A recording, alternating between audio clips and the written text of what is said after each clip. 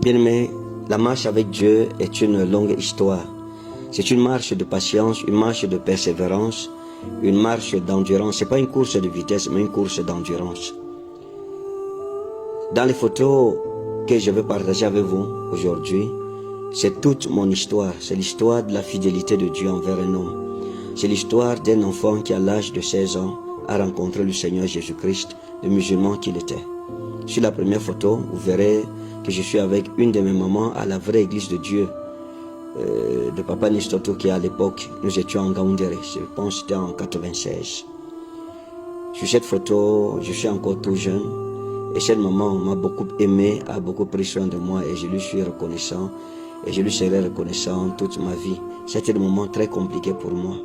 Des moments compliqués, des moments d'épreuve, des moments de bataille spirituelle, des moments d'incompréhension au sein de l'église, de persécution, de rejet, etc.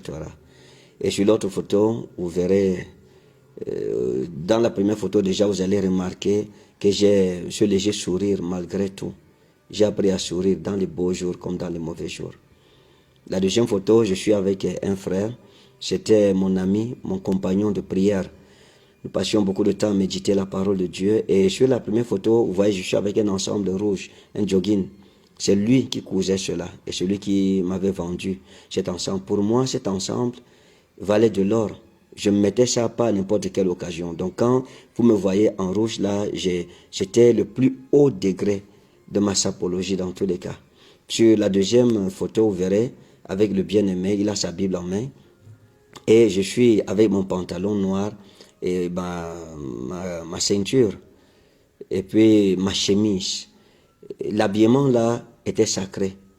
C'était mes plus beaux vêtements en fait. La chaussure, le pantalon et la chemise. Le pantalon, finalement, je l'avais même brûlé en repassant parce qu'on utilisait les fers à charbon à l'époque. Et puis j'avais moi-même rafistolé, collé les trous. Donc, mais malgré cela, mon zèle pour Dieu n'avait pas changé, n'avait pas bougé dans tous les cas. Mon abnégation, ma décision, ma confiance au Seigneur n'avait bougé d'aucun pouce. Je croyais que le Seigneur est fidèle. Et puis, vous avez vu dans l'autre photo où nous sommes en train de décortiquer les arachides. C'était en Gaoundal. Ça, c'était avant les deux premières vidéos, les deux premières photos. Là, nous étions en Gaoundal, dans le camp spirituel, avec des mamans de l'église, où il y avait eu un grand problème de sorcellerie. Et j'étais découragé, parce que quand je venais à Christ, je ne croyais pas que les chrétiens peuvent médire les uns des autres. Je ne croyais pas qu'il y a des problèmes parmi les chrétiens. Pour moi, les chrétiens nés de nouveau, c'était des anges, des hommes parfaits, des téléos, comme la Bible dit, des personnes irréprochables qui ne péchaient pas. Donc quand j'ai découvert la haine, la jalousie, les mensonges, les calomnies, les mouchardages, les rapportages, etc. et surtout la sorcellerie, parce que plusieurs personnes sur cette photo-là ont confessé la sorcellerie après cela. Et je me souviens, une nuit, j'ai pris mes affaires pour fuir parce que j'étais encore nouveau converti.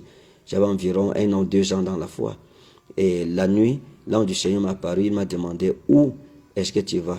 Et je lui ai dit non, non, moi je fuis parce que c'est fort. Il m'a dit non, reste. Garde ce qui est bien, rejette ce qui est mauvais. Parce qu'il y a des grandes choses que tu accompliras pour moi. À cette époque, si on me disait que je serais ce que je suis aujourd'hui, est-ce que je croirais? Oui, je croirais. Parce que je faisais confiance au Seigneur. Je passais la majeure partie de mon temps à prier et à jeûner, à chercher la face de Dieu et à lui dire quand je grandirai, Seigneur, fais de moi un instrument de gloire qui fera éclater ta gloire dans les nations.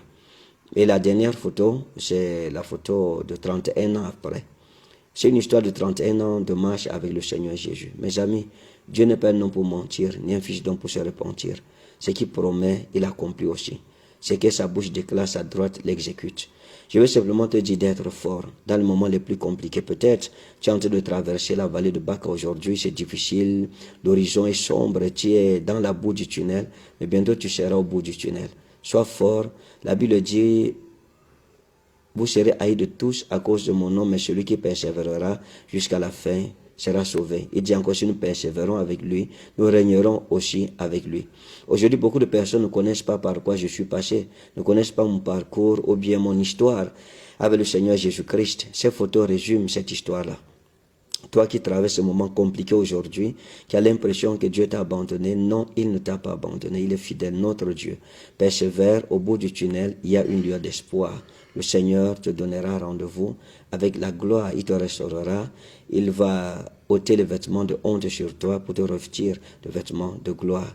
Un seul mot continue avec le Seigneur, ne te décourage pas, ne te relâche pas, demain sera beau. C'est mon histoire aujourd'hui. Toi aussi demain, tu raconteras ton histoire. Que Dieu te bénisse. Courage. Shalom. Partage avec nous tes émotions, tes impressions, bref, ce que tu tires de cette vidéo après l'avoir regardée. Ne manque pas de liker, de partager et surtout de t'abonner à la chaîne. Je suis Lionel Siloué. Allez, abonne-toi.